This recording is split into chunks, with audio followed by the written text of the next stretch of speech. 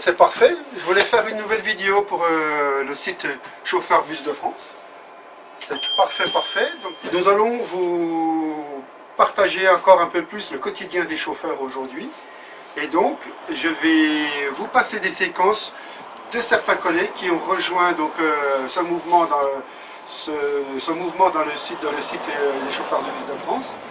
Et donc, je vais vous faire partager certains témoignages de vécu de ces chauffeurs.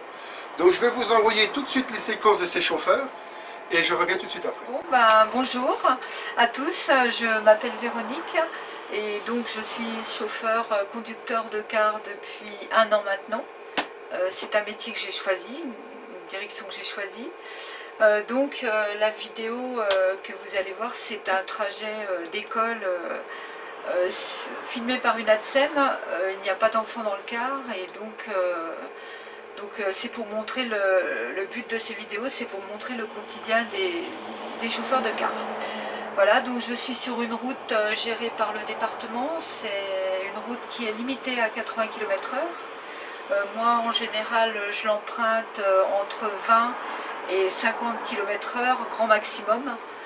C'est une route sinueuse, donc il faut être très vigilant et surtout bien anticiper, puisque je suis souvent en dépassement de ma voie, donc sur la gauche, et donc du coup il vaut mieux être prudent. Donc je vais monter jusqu'à... C'est une route qui dessert 2 hameaux d'une commune. Donc je vais monter jusqu'en haut pour faire mon RPI, sans enfant. Et donc une fois que j'arrive en haut, voilà, je croise une personne qui effectivement ne va pas s'arrêter. Donc du coup, moi, pour éviter l'accrochage, je redresse mon avant, puis je mets l'arrière, les roues un petit peu droite dans l'accotement. Et donc la personne va me remercier, mais va quand même s'en aller, comme la plupart du temps. Hein. On ne regarde pas si ça marche, non, on s'en va. Donc là, il y a de la neige et donc je ne peux pas repartir en fait. Quand je veux repartir, je ne peux pas. Donc je descends du véhicule pour voir si je peux reculer un petit peu l'avant, mettre mon avant droite dans l'accotement pour ressortir mon arrière droit, là où j'ai l'adhérence en fait, sur la route, pour reprendre de l'adhérence et repartir. Et du coup tout se passe bien, j'arrive à repartir tranquillement, gentiment. J'ai perdu quand même une demi-heure sur mon trajet, voilà, que j'ai noté bien sûr. Et puis voilà, donc ça se termine bien quand même, mais la personne s'est toujours pas arrêtée, a filé en douce. Donc c'est le but, c'est de montrer ce que l'on vit tous les jours. Hein. Voilà, enfin tous les jours, voilà. Voilà, le quotidien, les gens, oui, peu importe les difficultés, de toute façon, effectivement, on n'attend pas d'aide, enfin voilà, sur la route, on est livré à nous-mêmes. Il faut se débrouiller quand même tout seul. Quoi. Donc si vous voulez faire chauffeur de bus, le but de ces vidéos, c'est de vous montrer ce que l'on vit.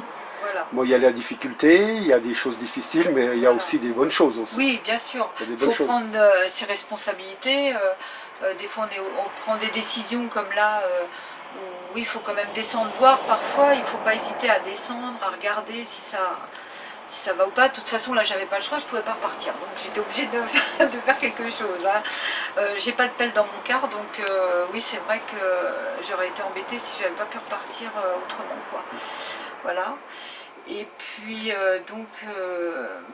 ce qui serait bien en fait, enfin moi ce que je trouve, ce qui serait bien, après avoir fait ça 1 an, hein, c'est peu, mais je pense que c'est une grande expérience, ça serait de mettre des caméras intérieures et extérieures pour protéger tout le monde, les ATSEM, les conducteurs, les enfants, les gens, tous les gens qui sont sur la route, quoi, en cas de problème.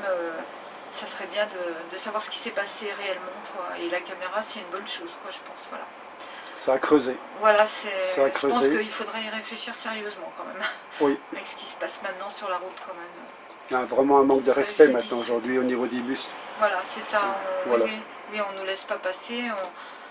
oui, on pense qu'on est court, donc ils pensent qu'on va aller vite. Ils pensent pas qu'il nous faut du temps pour avancer, démarrer, tout ça, ça prend du temps Oui. et du coup, Puis du temps aussi pour patience. analyser la position du véhicule Voilà, sur la chaussée, voilà. quand ils arrivent trop vite, trop serrés sur Voilà. la ligne médiane. Bon, Donc ils ne laissent pas le temps de calculer notre position, voilà, c'est ça? c'est ça. Et puis on est souvent confronté à être obligé de toucher les trottoirs. Donc c'est vrai que voilà, on a des. Enfin moi j'ai beaucoup de traces sur les pneus, mais bon, C'est tout le monde. Hein. on n'a pas le choix. Je veux dire, c'est tous les jours, donc effectivement c'est un choix. Je veux dire, on touche le trottoir, il vaut mieux toucher le trottoir qu'une voiture. Donc il y a toujours cette histoire de porte-à-faux avant, porte-à-faux Voilà, arrière, que les gens ne savent pas qu'il faut se oui, déporter. voilà, il faut- Je pense qu'on fera une vidéo là-dessus plus tard, une prochaine vidéo sur le porte-à-faux. Ah ouais, ça serait une bonne idée, oui. Que les gens prennent conscience comprennent, ouais. qu'on se doit se déporter. Voilà. Voilà. Je pense que tu as fait le tour, Voilà, Véronique. c'est bien. Voilà. Avec la petite vidéo, ça va être parfait. Voilà. Donc je vais enchaîner avec les autres collègues et puis Voilà. à tout de suite. Eh ben, je te remercie. À bientôt. À bientôt. Bonne route. Bonjour, bonjour à tous. Je m'appelle Gilles, je suis chauffeur de car. Je fais autant de la ligne que du scolaire. Et j'étais intervenu déjà en tant que caméraman lors d'une vidéo avec mon collègue sur un modèle de mini-car scolaire. Nous avions souligné les dangers, notamment par rapport aux 300 kg qui avaient été nécessaires pour maintenir et stabiliser le car, mais nous avions précisé que ce n'était pas suffisant. Et malheureusement, quelques temps après, j'étais en ligne droite à faible vitesse, dans une descente à 30 km/h, et le car a glissé et s'est mis à heurter à une bouche d'incendie. Le résultat, c'est que la porte arrière était abîmée. Et donc ça prouve que malgré les 300 kg de sable qui ont été mis à l'arrière, c'est totalement insuffisant, puisqu'on était en ligne droite, à faible vitesse, et malgré tout, malgré les 300 kg, ce modèle de car a dérapé. Donc il est quand même important d'interpeller nos collègues, mais également les parents et les enfants, dans quelles conditions aujourd'hui ils sont conduits. J'aimerais partager avec vous d'abord le plaisir de faire ce métier. Moi j'ai choisi ce métier parce que je suis quelqu'un qui a toujours aimé conduire. Et il y a en plus, même si j'ai fait ce métier en permis B, il y a un plaisir supplémentaire à conduire un car. Et c'est aussi un métier qui apporte beaucoup de satisfaction, parce que nous ne transportons pas des marchandises, nous transportons des êtres humains, et en fait nous sommes au service de la population. Nous les conduisons dans leurs loisirs, à leur travail. C'est notre travail. Notre travail, c'est de conduire les autres au travail ou à leur loisir. Et le sourire d'un client vaut peut-être même plus que le salaire qu'on le reçoit aujourd'hui. Par exemple, récemment, j'ai quitté mes services scolaires. Les enfants ont tous fait un dessin pour me dire au revoir. Et ça, c'est quelque chose qu'on ne retrouve pas dans tous les métiers. Et c'est vraiment quelque chose, un plus. Et il faut vraiment avoir, pour faire ce métier, une fibre un peu sociale, enfin, de vouloir être au service des gens, parce que c'est pas la même chose que de conduire une marchandise. Certains aimeraient qu'on conduise les gens comme des marchandises, mais on ne peut pas faire ça avec des êtres humains. Donc c'est tout un métier où on a à la fois un plaisir qui est personnel, mais à la fois un plaisir qu'on peut partager avec les clients, de faire un trajet ensemble dans la joie et la bonne humeur. C'est d'ailleurs ce que je dis toujours aux enfants qui, eux, des fois sont perturbés, enfin pas perturbés, je veux dire qu'ils font les idiots dans les cars. Je leur dis toujours, on peut s'amuser dans un car, mais attention, les règles de sécurité d'abord. C'est la chose prioritaire. Mais ensuite, on peut faire ce qu'on veut, et ça apporte aussi satisfaction. Moi, j'aime beaucoup le transport scolaire, justement parce que c'est avec des enfants et qu'on a l'occasion de leur apprendre des choses, et aussi de leur montrer des choses que d'autres ne leur montrent pas forcément. J'ai eu l'occasion, hein, je salue les enfants de Maison du Bois,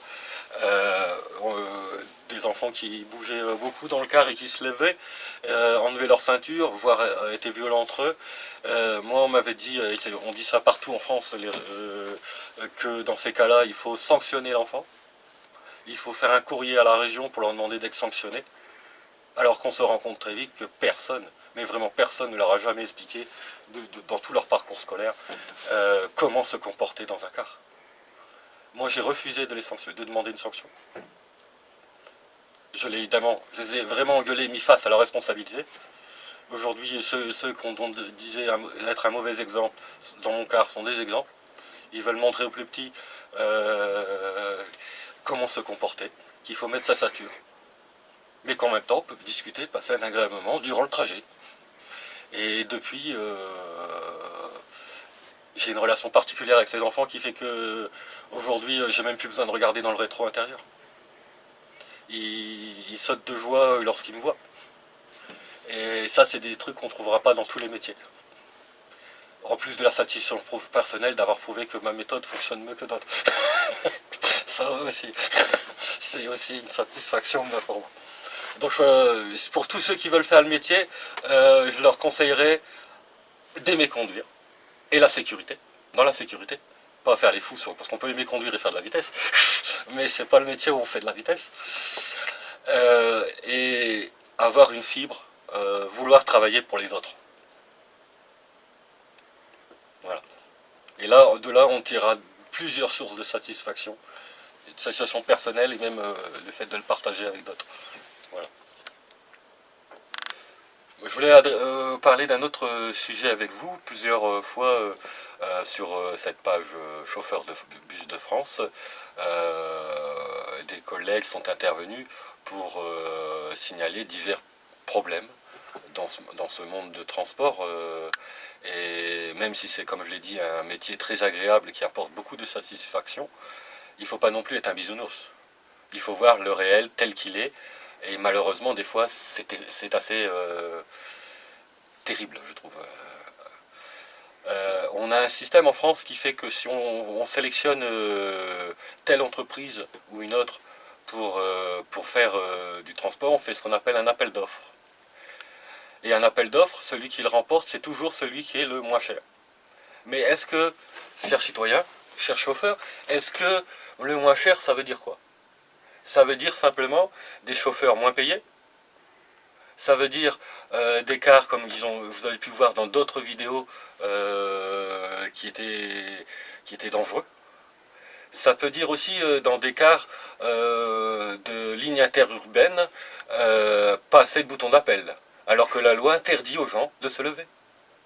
Est-ce normal? Est-ce normal aussi que de l'autre côté, il y a l'entreprise qui veut faire du profit? Elle est la moins chère, mais elle veut faire du profit. C'est assez logique, mais elle veut faire du profit, toujours à la recherche du profit maximum. Alors évidemment, c'est ce qui explique aussi les bas salaires, c'est ce qui explique aussi qu'on peut avoir des cars avec des voyants qui restent in aeternam, allumés. Des fois des voyants assez dangereux, hein, je ne veux pas vous le cacher, hein, des voyants moteurs, des voyants de frein, etc. Et on a beau les signaler, on ne voit pas de changement. Même personnellement, j'ai vu des mécaniciens qui étaient débordés, c'est pas de leur faute. On n'embauche pas assez de personnel. Et qui, ils enlèvent le voyant. Mais ils réparent pas, c'est pas réparé, ils laissent partir le car, voilà. C'est ce qui explique le mini-car scolaire, qui est, comme vous l'avez vu, est un car spécifiquement assez dangereux, qui peut glisser, qu'on a dû lester avec 300 kg de sable. Est-ce que c'est normal aujourd'hui au 21e siècle en France? On n'est pas en Afrique, hein. Bon, même si c'est pas normal non plus en Afrique, hein, mais en France on a un pays riche. C'est pas normal qu'on transporte nos enfants dans des cars dangereux. Il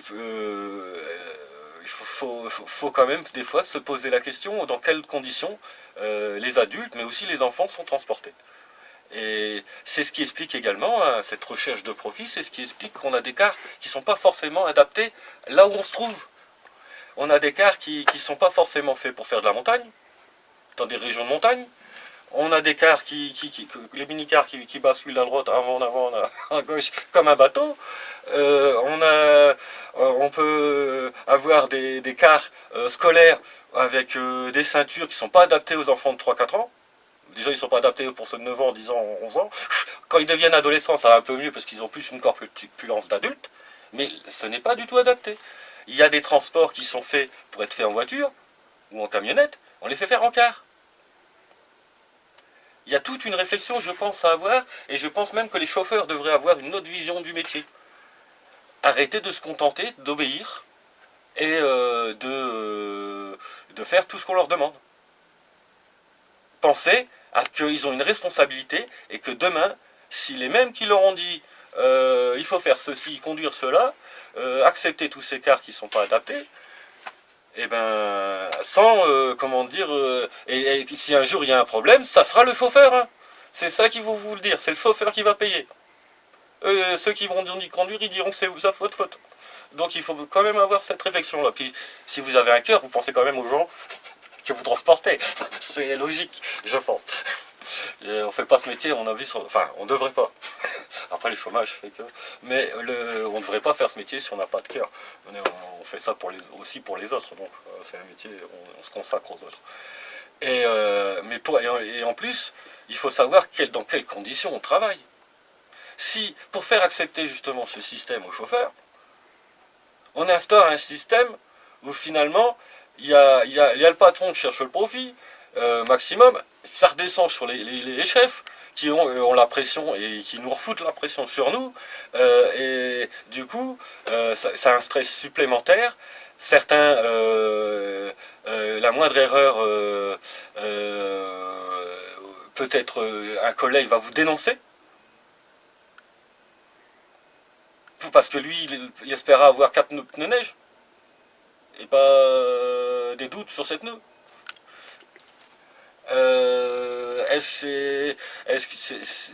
Ça induit une ambiance assez délétère, où on ne sait plus à qui se faire confiance. Des jeunes chauffeurs vont commencer et ils vont tout de suite être convoqués dans le bureau, alors que le collègue aurait simplement dit, s'il avait remarqué que l'autre faisait une erreur, dans un esprit d'ancien et de pédagogie et de formation, allait lui dire, là, t'as déconné.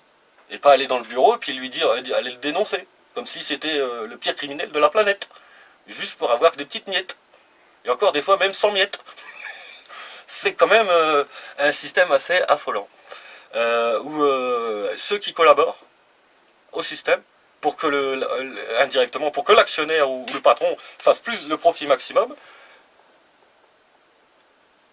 on instaure un système où ceux qui passent sous le bureau ont plus d'avantages que ceux qui veulent être honnêtes. À un moment donné, il faut quand même se poser des questions. Et je dis ça aux chauffeurs, mais je dis ça aussi aux citoyens et aux jeunes qui montent dans les cars. Parce que ça vous concerne. Parce qu'un chauffeur qui est plus stressé parce qu'il a peur de la moindre connerie qu'il fait, qu'il n'ose même plus parler à son collègue, et qu'on n'est plus dans une ambiance de travail, pour essayer d'améliorer les choses, et ben vous en plus subissez les conséquences. Tout le monde ne réagira pas pareil. Il y a des gens qui finissent par faire n'importe quoi. Des gens qui font plus le ménage, on dirait des cars avec des poubelles. On dirait des cars, c'est des poubelles. Des chauffeurs qui vont aller trop vite, qui vont faire peur aux usagers, parce qu'ils en ont marre. Ils en peuvent plus. On met les chauffeurs à bout, on les met dans des conditions, et tout ça pour avoir un frigo. Je suis désolé, mais un chauffeur, il a un frigo, il est quasiment vide, vu les salaires. Alors tout le monde s'en fout, même les cadres ou l'encadrement, que ce soit les patrons, ils s'en foutent. Mais nous, on ne travaille pas pour après aller devoir faire la manche dehors. Hein. C'est aussi important à le dire. Mais aussi de souligner que il faut absolument dénoncer ce système où on n'est plus dans une ambiance de travail, où le cadre cherche à fliquer le salarié, avec l'appui de certains, parce que certains, comme je vous dis, espèrent avoir plus, 4 pneus neige par exemple, 9, évidemment, il espère les avoir, il ne les a pas forcément, même s'il dénonce, et à qui on peut jeter la pierre? Tout le monde est un être humain. Tout le monde peut commettre des erreurs. Et puis quand on a commencé, on n'a pas l'expérience de quelqu'un qui a 40 ans d'expérience. On n'a pas la même expérience.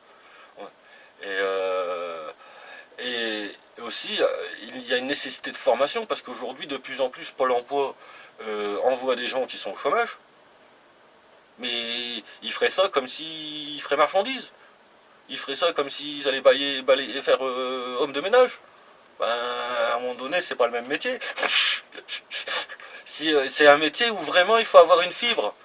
Si on en a rien à foutre des gens, il faut pas faire ce métier. Hein. Ça, je le dis tout de suite. Parce qu'on doit toujours respecter le client et le jeune. Voilà, c'est très important. Et puis des fois, on peut faire face à des jeunes qui n'ont qu'un respect. Parce qu'on, notamment, pour moi, hein, certains vous diront que c'est la faute des enfants. Moi, je dis que c'est la faute des adultes. Ils avaient qu'à leur montrer comment il fallait faire. Et moi, c'est ce que j'ai fait à Maison du Bois. Et je trouve, et que j'ai fait partout, parce que je n'ai pas fait que du transport scolaire ici. Et à chaque fois, ça marche. Quand on explique à l'enfant, ça marche. Et au contraire, il ne voudra plus changer de chauffeur.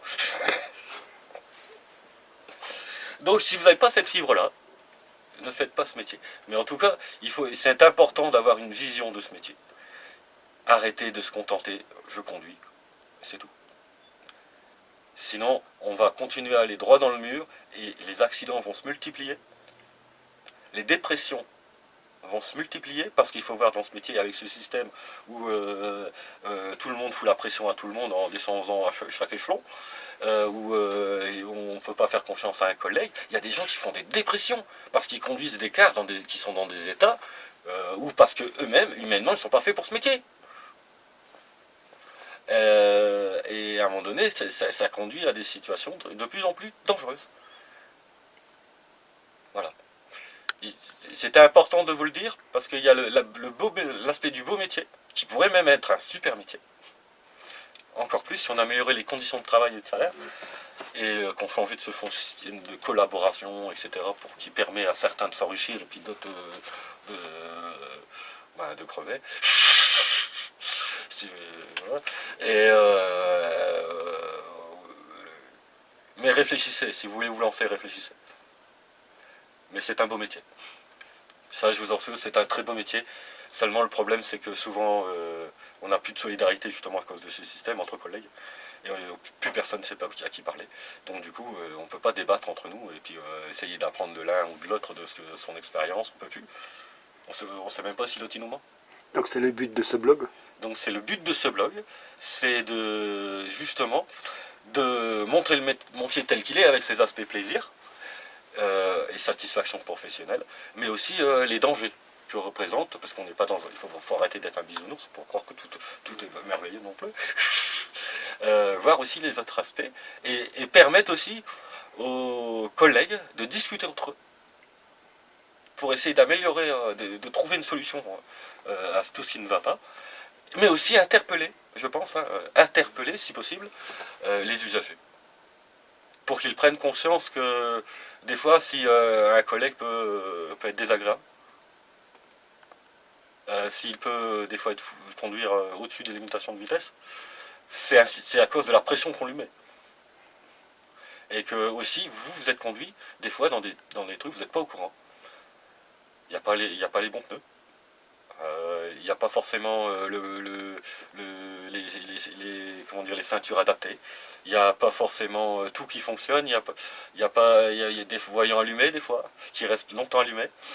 Et d'ailleurs, c'est pour ça que dans les formations, on a retiré la mécanique aux chauffeurs. Comme ça, ils ne peuvent plus contester, ils ne savent pas. Je suis dans le cas, moi je fais partie de ceux qui ont été formés sans faire de mécanique. Et aujourd'hui, je trouve que c'est une erreur. C'est fondamentalement une erreur parce que du coup, on ne sait pas quoi dire. On a l'impression qu'on nous ment, mais on ne peut pas le dire parce qu'on n'a pas la forme, on n'a pas les connaissances. Oui, et le savoir est une arme. Si on avait cette arme-là, on pourrait plus se défendre, ça c'est sûr. Tout comme je pense qu'il faudrait franchement former spécifiquement chaque chauffeur. Il y a la conduite, mais il faut former un chauffeur quand il fait quand il fait du transport scolaire. C'est pas le même métier. Transport scolaire, à mon avis, ça demande plus de choses. Comme prendre 5 minutes pour expliquer comment on met les cars. Moi j'essaye de faire que c'est une joie pour ces enfants. Bon, les ados, c'est trop tard, désolé. Mais à partir que ça soit une joie pour eux, ces 10 minutes, 20 minutes qui sont dans le car, qui respectent les règles, mais qui ne soient pas non plus tristes comme si vivement qu'on s'en aille, qui prennent plaisir, que ça ne soit pas une torture. Et que tout le monde n'est pas, même tous les chauffeurs ne sont pas faits pour faire du scolaire. Si vous supportez pas le bruit, moi je suis désolé, les enfants ça parle, hein, même quand ils respectent les règles. Hein. Si vous allez être gardien de prison si vous voulez le silence. Hein. Même les adultes ils parlent un peu. Hein. Donc, mais c'est des métiers assez différents. Et il faudrait multiplier les formations. Voilà, pour à la fois pour votre sécurité, la sécurité du chauffeur, et pour améliorer le métier. Et voilà quoi, c'est quand même notre vie.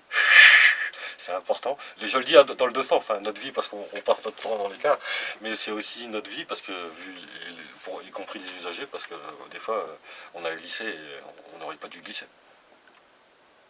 Et on a failli se renverser. Même des fois c'est les mêmes modèles de cars. Donc c'est le car le problème, c'est tous les chauffeurs qui glissent. À un moment donné, il faut se poser la question.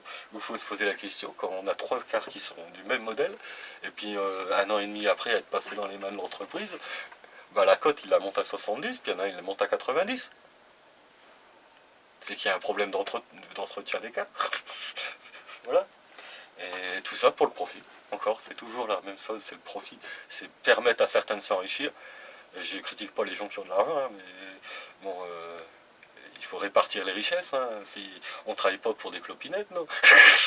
On a aussi une frigo, il y a des gens qui ont des familles, il faut bien qu'ils mangent. Hein. Voilà, voilà je suis un peu long, mais je pense que c'est très important. Voilà. Je vous invite à consulter la page Chauffeur Bus de France, qui est franchement, je pense, un plus. Hein. Si ça nous permet, ça commence à permettre à certains de discuter, alors qu'avant on se parlait plus, justement du système que j'ai déjà parlé auparavant. Voilà. Donc, et même des personnes extérieures commencent à en discuter. C'est très bien. J'espère que ça nous permettra d'améliorer le travail, et que ce soit pour nous ou pour les usagers, quoi, et notamment les jeunes. Très bien, Gilles. C'est très bien. Donc tout ça c'est bon, donc on va finir là-dessus. Et puis donc s'il faut intervenir plus tard sur d'autres thèmes, on le fera. Donc on va continuer et j'enchaîne avec la suite. A tout de suite. Donc voilà, je pense que vous avez apprécié ces commentaires qui ont dû vous apporter un petit peu plus en profondeur dans ce métier de chauffeur bus de France. Et donc maintenant je vais vous envoyer une séquence de ce qui se passe dans nos bus aussi. C'est que je voudrais vous montrer un petit peu la dégradation et puis la saleté que nous trouvons dans ces bus. Donc je vais vous envoyer quelques photos et quelques images pour que vous puissiez voir un petit peu dans quel état on nous laisse nos bus. J'envoie la séquence.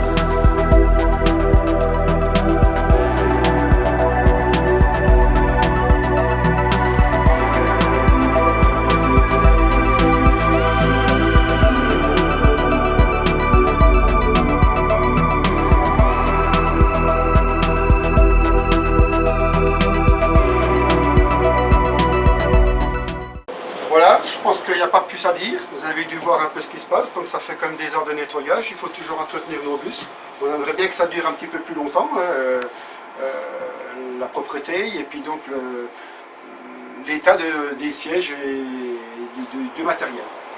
Maintenant, ce que je vais faire, c'est que je vais vous envoyer une petite bande audio pour vous montrer un petit peu le bruit qui se passe dans les bus, au moment, surtout quand il y a les RPI, les ramassages le midi, où les bus sont complètement bombés. Donc nous savons que nous n'avons pas le droit de filmer les enfants, mais nous avons enregistré le bruit. Donc je vais vous envoyer une séquence. Donc je vous demanderai de l'écouter jusqu'au bout et vous allez vous apercevoir que eh bien, ça bouge, hein, ça fait du bruit. Hein.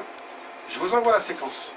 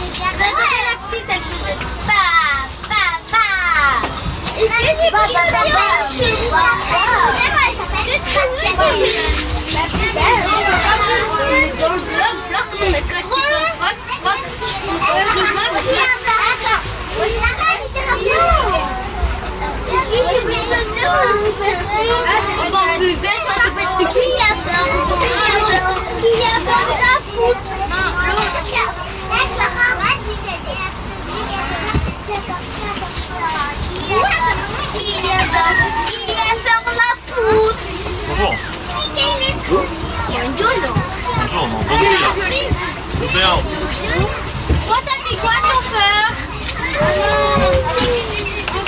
John.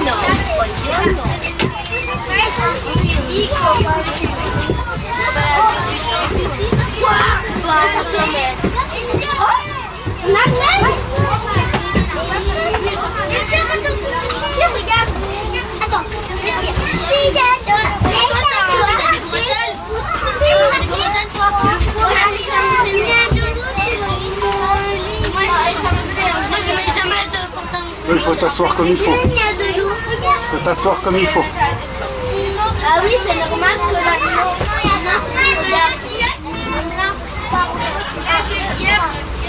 Il a de la chance.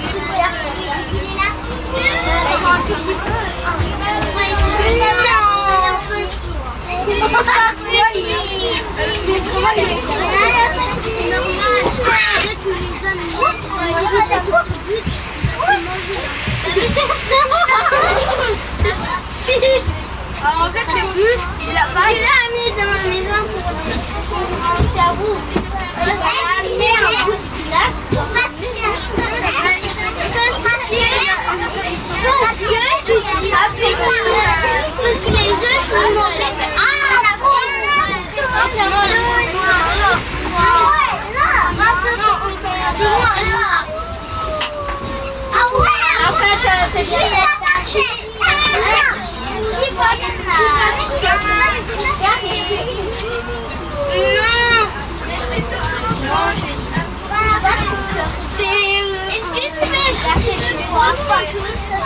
Ici c'est le meilleur.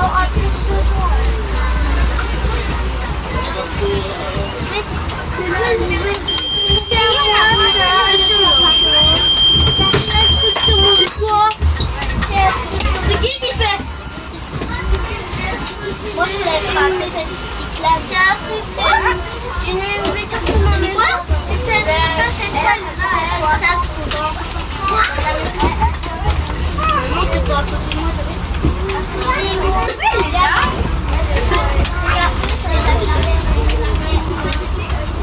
Laisse-le le rattraper. Non. Si? Qui est sur la vache? Est-ce que c'est encore la vache? On n'a pas fait. Et puis, il a la vache.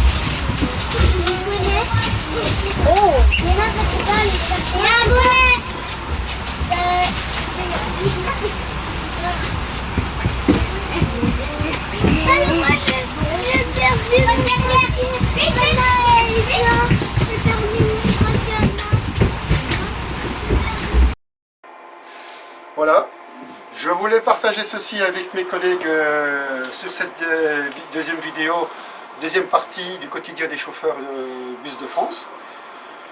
Nous en referons d'autres vidéos, nous trouverons des thèmes. Je pense qu'on travaillera sur le porte-à-faux, que vous avez dû voir au début la collègue Véronique qui vous a parlé de son petit souci qu'elle avait eu sur la route. On essaiera de vous montrer un petit peu le porte-à-faux, que vous puissiez vous rendre compte que nous avons besoin des fois de dépasser la limite de la chaussée pour pouvoir passer.